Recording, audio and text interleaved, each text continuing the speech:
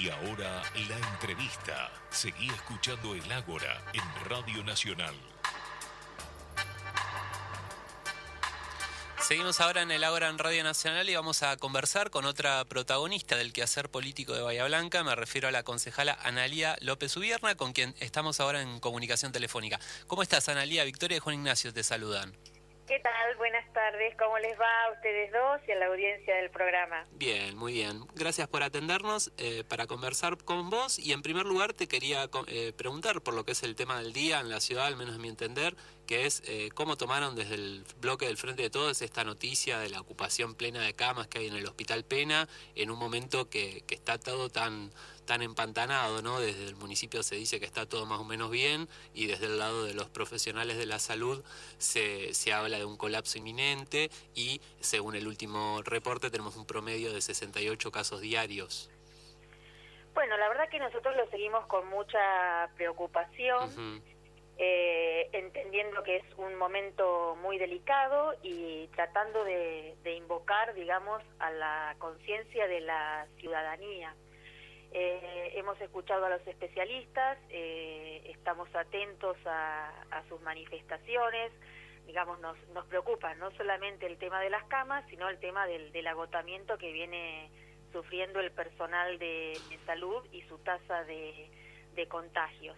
Pero bueno, más allá del acompañamiento que uno tiene, de la atención, en realidad, digamos que la responsabilidad sobre las decisiones a tomar las tiene el Ejecutivo Municipal y nosotros como bloque opositor, más que brindar las herramientas necesarias, digamos, como lo hemos hecho en todo este contexto de pandemia, como para no obstaculizar la gestión oficial, no podemos hacer. Sí, un llamado a la reflexión a la ciudadanía, porque es cierto que hoy tanto el autocuidado como el cuidado del otro son las dos herramientas esenciales para parar esto, y el quedarse en la casa y solamente salir lo mínimo indispensable vuelve a ser la llave del éxito del control de la pandemia. Y si se siguen con estas habilitaciones que se han avanzado en las últimas semanas, ¿eso no supone mayor movilidad de gente que no se queda en la casa y de ahí vienen los contagios? Porque yo veo que en el discurso oficial se separa lo que son las habilitaciones y se dice que como tienen protocolos, ahí no se generan los contagios y que en realidad tiene que ver con reuniones sociales por afuera de lo comercial. Y en realidad me parece que hay como una doble vara y todo está aumentando la movilidad y es parte del problema.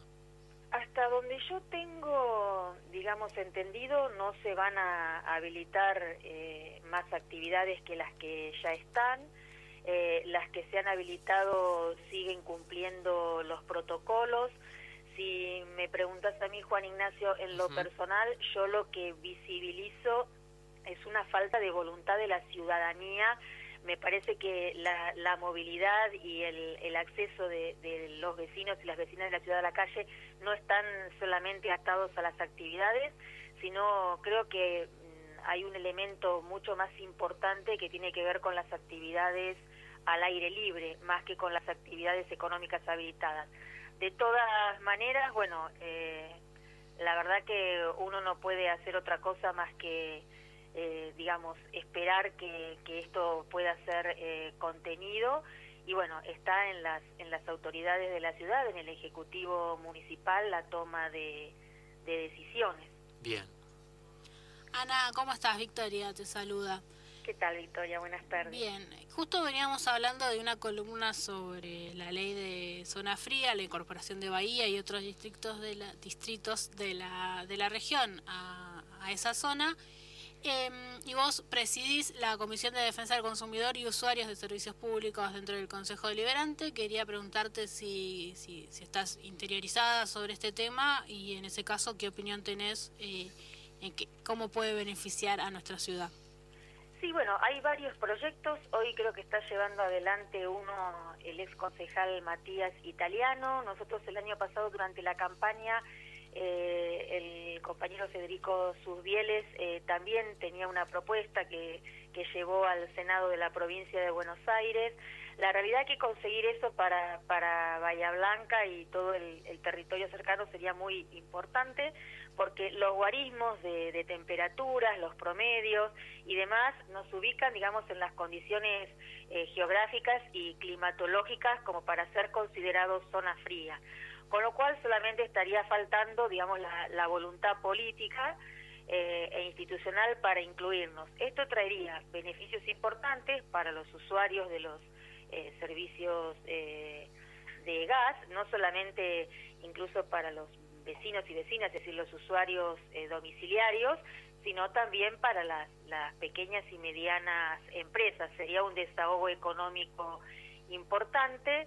La realidad que hoy estamos hablando con muchos vecinos y vecinas que al haberse quedado durante mucho tiempo en sus casas en este contexto de pandemia, están recibiendo, digamos, facturas muy onerosas que golpean muy fuerte en el bolsillo de los particulares. Y bueno, me parece que la verdad que es una asignatura pendiente. Está bueno que haya distintos funcionarios que activen este tipo de propuestas, así que bueno, esperemos que puedan seguir transitando los caminos de la institucionalidad y que se pueda efectivizar el logro de las mismas. Pero la verdad que es una iniciativa importante. El año pasado se trabajó fuertemente durante la campaña del Frente de Todos, y bueno, cuando a veces quedan proyectos sin concluir o sin concretarse, está bueno que haya otros compañeros y compañeras o dirigentes y dirigentas que los tomen y les den consecución. Bien, Analía, siguiendo con este tema que tiene que ver con las tarifas públicas y los reclamos de los usuarios por lo onerosa que son las tarifas, que como todos sabemos han aumentado de manera enorme en estos 4 años que pasaron, ahora están congeladas.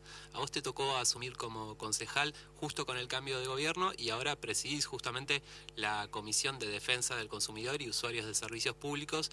Yo te quería consultar qué dinámica tiene esta comisión, qué expedientes están tratando, si hay consensos, no hay consensos, tratar de que por ahí quien nos esté escuchando se interiorice un poco más con el trabajo deliberativo que hacen en dicha comisión.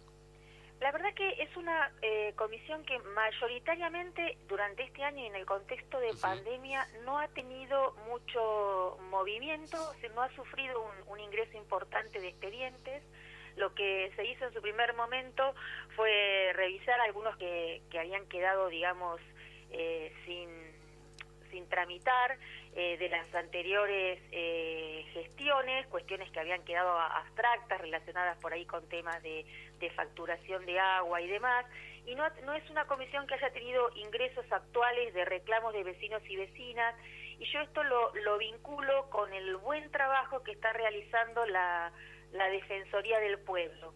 Yo creo que los vecinos y vecinas de la ciudad han encontrado en la Defensoría una institución, por decirlo así, de trámite ágil y muy cercana al vecino, y mayoritariamente canalizan sus consultas o sus reclamos por esta vía. La Defensoría bonaerense, hablamos. La verdad que es importante porque tiene como un trámite mucho más ágil que el que puede ser las notas o los expedientes abiertos en el ámbito del Consejo, que, digamos, tienen un caminar más lento en cuanto al tratamiento y a la respuesta que se le puede dar al vecino y a la vecina.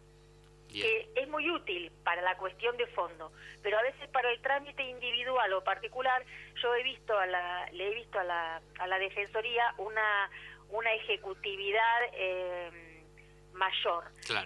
Con lo cual, bueno, está muy bien que estos nuevos organismos que se han ido implementando vayan, digamos, agilizando la respuesta a las situaciones de consulta de los vecinos y las vecinas.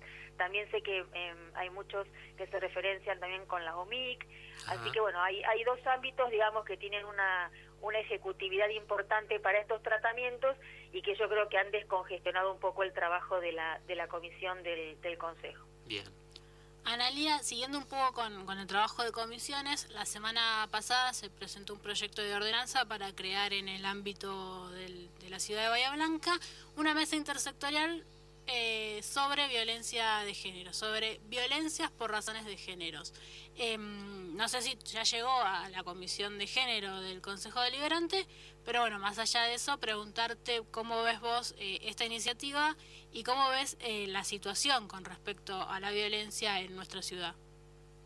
Bueno, la realidad que vamos a dividir la pregunta en dos partes. Con respecto al expediente, sí, se le ha dado ingreso en el Consejo Deliberante. Hoy tuvimos reunión de comisión que estaba destinada al tratamiento de otros expedientes, pero bueno, digamos que ya lo tenemos en mano, así que le hemos dado una leída. La verdad que lograr constituir la mesa intersectorial sería una herramienta importante de abordaje integral de todas las problemáticas de género, no solamente de las situaciones de violencia, y esta mesa, al estar compuesta por representantes de las distintas organizaciones, tendría una mirada muy pluralista y diversa sobre la problemática, o sea, lo que yo considero muy enriquecedor.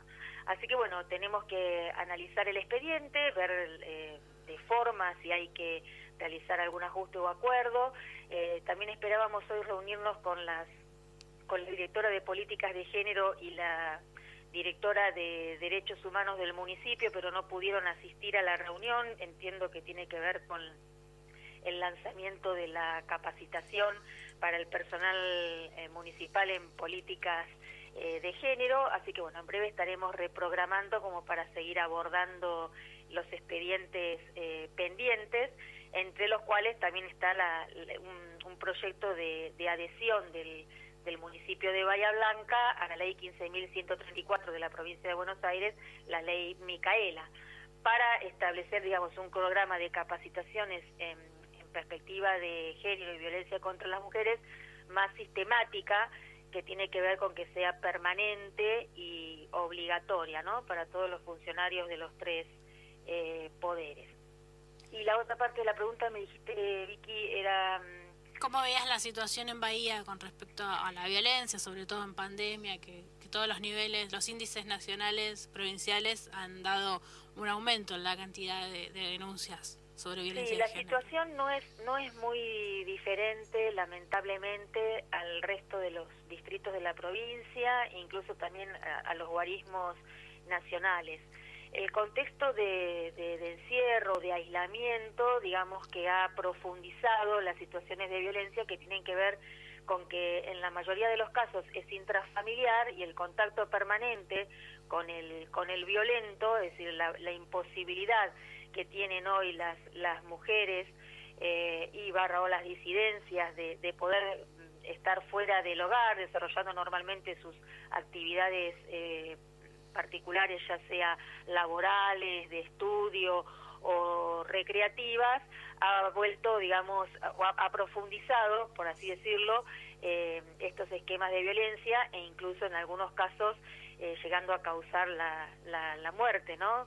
A aumentar el número de víctimas fatales. Eso es la verdad que muy preocupante. Yo creo que tanto el Ministerio de las Mujeres a nivel nacional como el Ministerio de las Mujeres, Políticas de Género y Diversidad de la provincia de Buenos Aires tienen la mirada puesta y están trabajando en políticas de prevención. La prevención es la principal herramienta con la que contamos para evitar que esto se siga profundizando.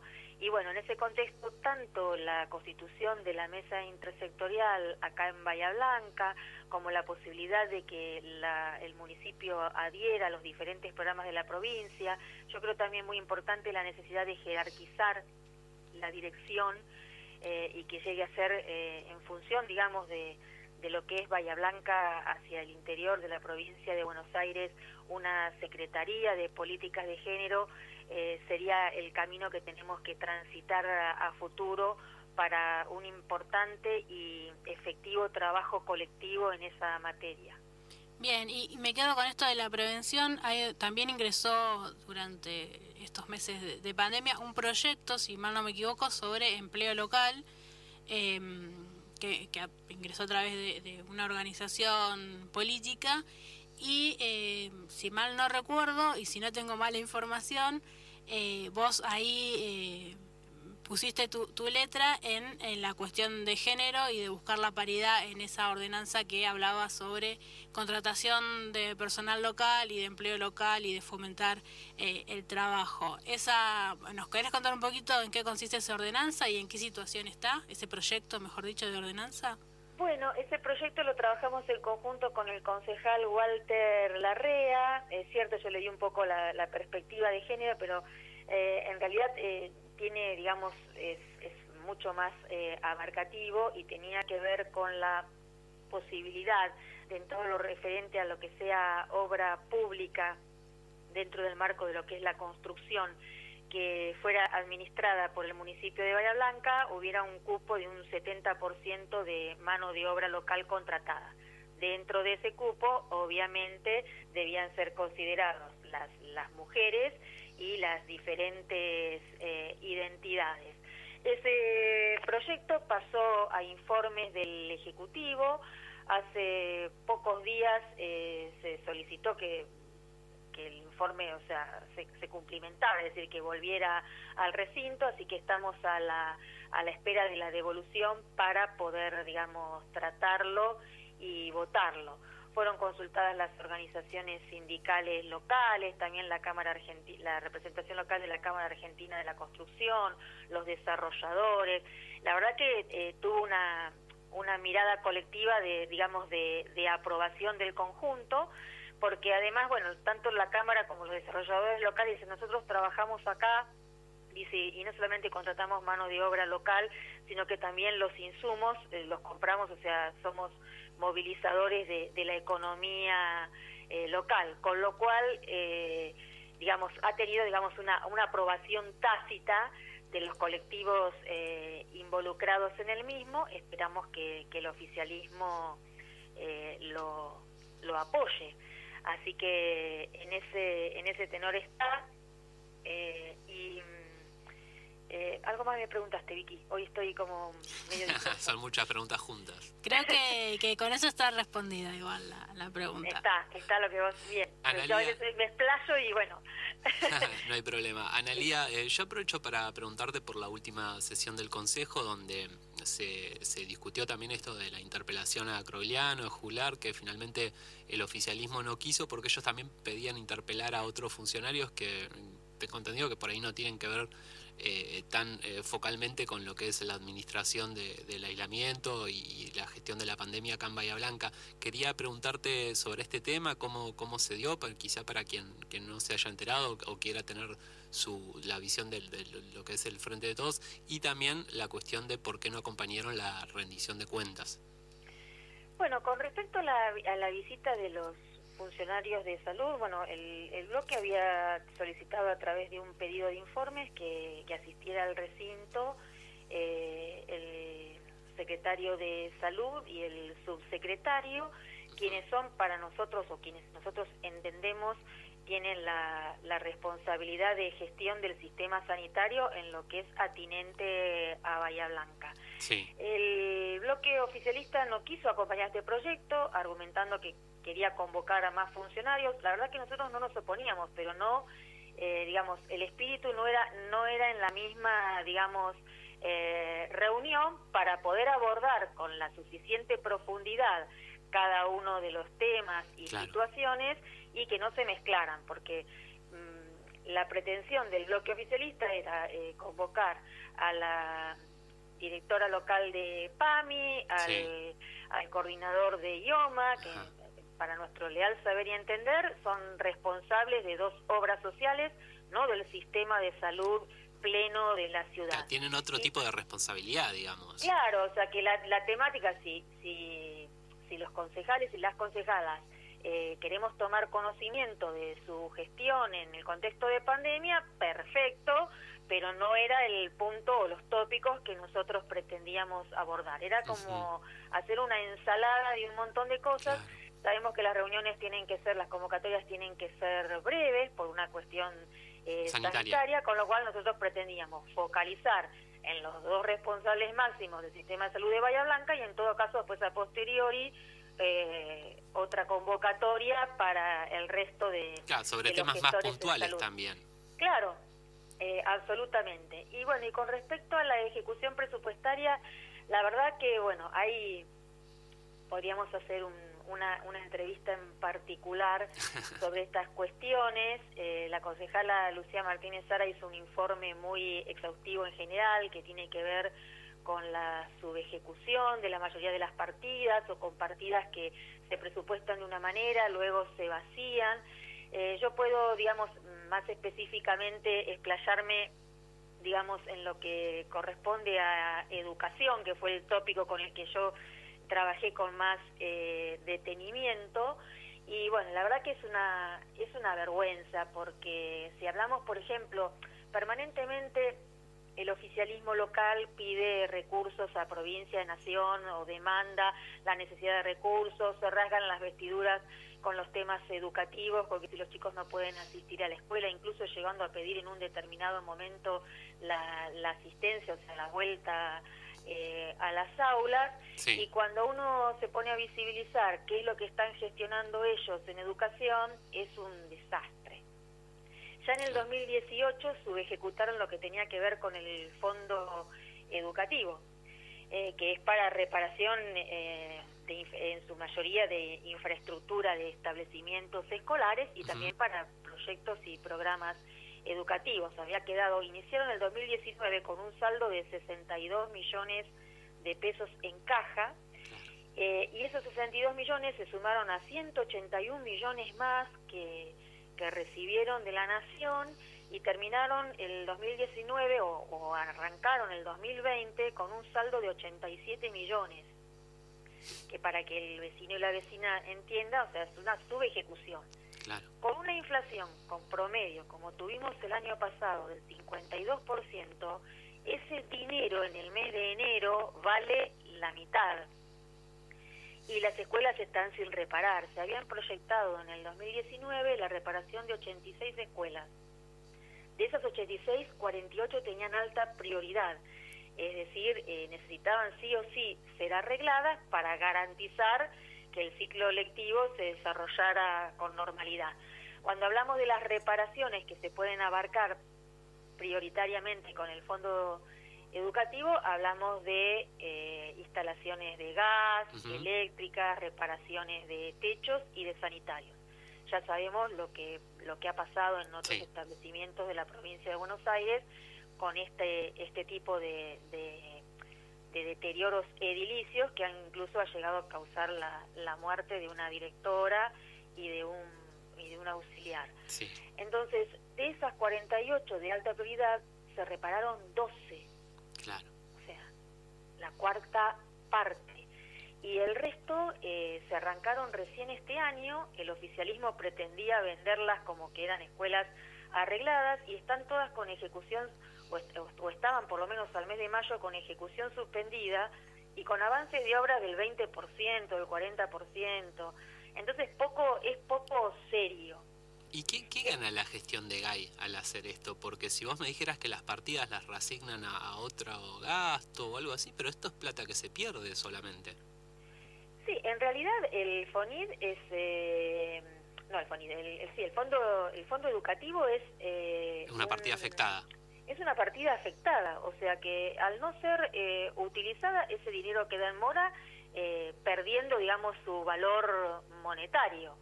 Así que yo no sé si el problema está en la ejecutividad de cuando se abren los pliegos y demás, o realmente, y no quiero creerlo, pero a veces la verdad que no nos queda otra cosa que pensar que es así, es en la falta de voluntad de trabajo para ejecutar este tipo de cosas. Cualquiera con un mínimo de sentido común en su casa, si tiene un dinero ahorrado y necesita hacer una reparación, no la deja esperar, porque sabe que los costos aumentan significativamente. Pues esto evidentemente no es lo que pasa en el área de infraestructura de la municipalidad. Bien. Con lo cual, bueno, esas obras están algunas, espero yo, que hayan tenido continuidad ahora al habilitarse la construcción privada, y sobre todo aprovechando que hoy los chicos no están en las escuelas, o sea que es un momento oportuno clave. Para realizar.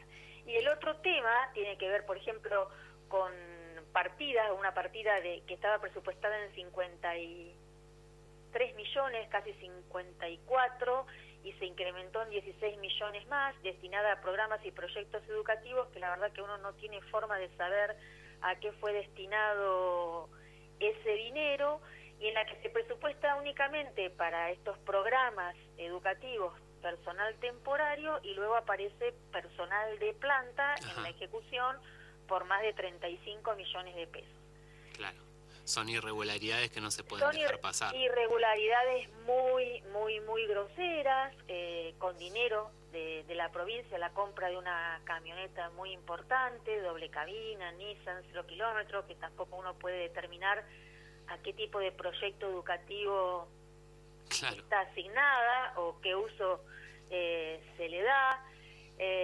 Y bueno, y la escuela, por ejemplo, municipal, la escuela de oficios, la municipal San Roque, que tenía una partida presupuestada de 1 millón de pesos, se la vació en 600.000 pesos, en Albacete se disminuyó ese presupuesto y todo lo que se pagó por el funcionamiento 2019 de la escuela fueron 392.000 pesos para mantenimiento y limpieza. Claro. ¿Cómo funcionó el colegio? La verdad que es para mí un signo de interrogación importante. A pulmón. Hay que destacar que se aprobó con el doble voto del presidente la rendición de cuentas. Sí, una fija en el Consejo Deliberante desde 2015. Analía, para cerrar la entrevista...